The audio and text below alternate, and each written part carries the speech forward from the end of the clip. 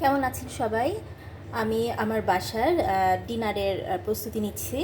আর আমার ডিনারে আজকে দেখতেই পাচ্ছেন এখানে আছে সালামি পাস্তা। তো অনেকেই অবাক হন মাঝে মাঝে আমার লাঞ্চ বা ডিনারের মেনু দেখে।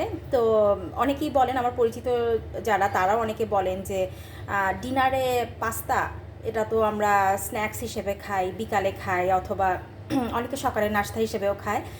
তো এখানে আমার একটা কথা আছে, হ্যাঁ অবশ্যই লাঞ্চ বা ডিনারেই তো নুডলস পাস্তা এরকম খাবার থাকবে। কেননা পাস্তা বলি, নুডলস বলি বা এই জাতীয় যে খাবারগুলো, সেগুলো কিন্তু একটা ফুল কার্বোহাইড্রেট মিল। আর এগুলো আমরা যে নাস্তা হিসেবে খাই, তো দেখা যায় যে আমরা হয়তো সন্ধ্যার সময় বা বিকালে খেলাম, খেয়ে আবার রাতে ভাত বা রুটি খেলাম, তাহলে তো আসলে কোনো লাভ হলো না। এটা আমাদের বুঝতে হবে। সো আমরা নুডলস বা পাস্তাকে কিন্তু লাঞ্চ অথবা ডিনারের একটা ফুল মেনু হিসেবেই কিন্তু আমাদের রাখা উচিত, এবং আসলে এটাই কিন্তু নিয়ম। খুব অদ্ভুতভাবে আমাদের খাদ্যাভ্যাসগুলো মানে খুব উইয়ার্ড ধরনের লাগে। কেননা আমরা বুঝি না যে আমাদের কিসের সাথে কি কম্বিনেশন করে খাওয়া উচিত বা কোন বেলা কি খাওয়া উচিত।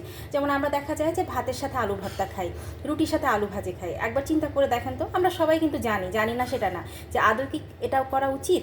আমরা ভাত বা রুটির সাথে সেই আলুই যদি আবার খাই, স্পেশালি যে আমরা যে আলুটা খাই, যেটাকে আপনার হোয়াইট পটেটো বলে, এটা কিন্তু অনেক একটা হাই গ্লাইসেমিক ফুড, যেটা ভাত বা রুটির মতোই কিন্তু রক্তের যে গ্লুকোজের লেভেল সেটাকে বাড়িয়ে দেয়।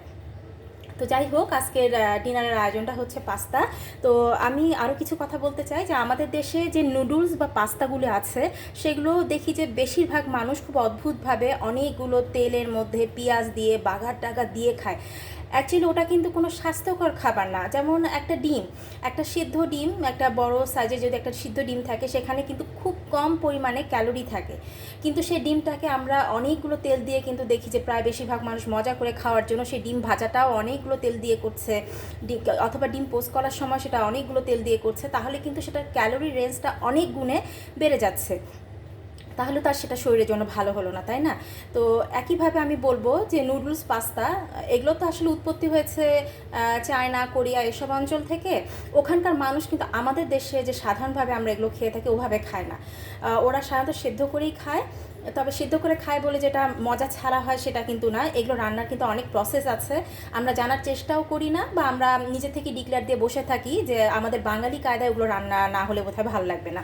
তো এই যে আজকে আমি যে পাস্তাটা করেছি, এটা অবশ্য অনেকের কাছে এখন পরিচিত। হোয়াইট সস পাস্তাটা এখন নানান রকম ফাস্ট ফুডে পাওয়া যায়, আমরা ঘরেও বানাই। তবে হ্যাঁ, এটাকে আমি সাধারণত দুপুরের মেনু অথবা রাতের মেনুতে এটা যোগ করে থাকি। তো এই হোয়াইট সস পাস্তাতে আমি কিন্তু খুব সামান্য পরিমাণে অলিভ অয়েল ব্যবহার করেছি। তারপর হয়তো করতাম না, সেখানে আমি কিছু গার্লিক দিয়ে আমি একটু হালকা ব্রাউন করে নিয়েছি, এই জন্য অলিভ অয়েলটা ইউজ করেছি। না হলে তো সেটাও করতাম না, সরাসরি সিদ্ধ পাস্তার মধ্যেই দুধ দিয়ে সালামি চিজ দিয়ে এটা তৈরি করতাম। তো এই হচ্ছে আমার পাস্তার রেসিপি। এটা রাতে খাওয়া হবে, দেখতেই পাচ্ছেন। এটা কিন্তু খুব মজা হয়েছে। এখানে সামান্য অলিভ অয়েল ব্যবহার করেছি, একটু রসুন দিয়েছি, আর আমার ঘরে সবসময় সালামি, তারপরে ব্ল্যাক অলিভ, চিজ, এগুলো তো থাকেই। ভীষণ সুস্বাদু একটা পাস্তাটা তৈরি হয়েছে।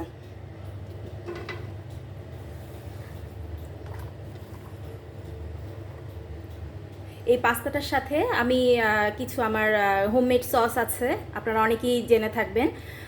এই সসগুলো দিয়েও কিন্তু এই পাস্তাটা ভীষণ লোভনীয়। তো চেষ্টা করবেন যে খাবারটাকে যতটা সম্ভব কম ক্যালোরি করে এটাকে খাওয়া যায় কি না। অনেক সময় দেখা যায় যে আমরা বুঝি না, আমরা হয়তো একদম লিন মিট খাচ্ছি, মানে যে মাংসে চর্বি থাকছে না, কিন্তু সেটা রান্নার সময় আমরা এতটা তেলের ব্যবহার করছি বা এত স্পাইস দিয়ে আমরা কষিয়ে নিচ্ছি যে সেটার খাদ্যগুণটা থাকেই না, উল্টা আরও অনেক ক্যালোরি সম্পন্ন ফুড হয়ে যাচ্ছে, যেটা শরীরের জন্য আসলে ভালো না।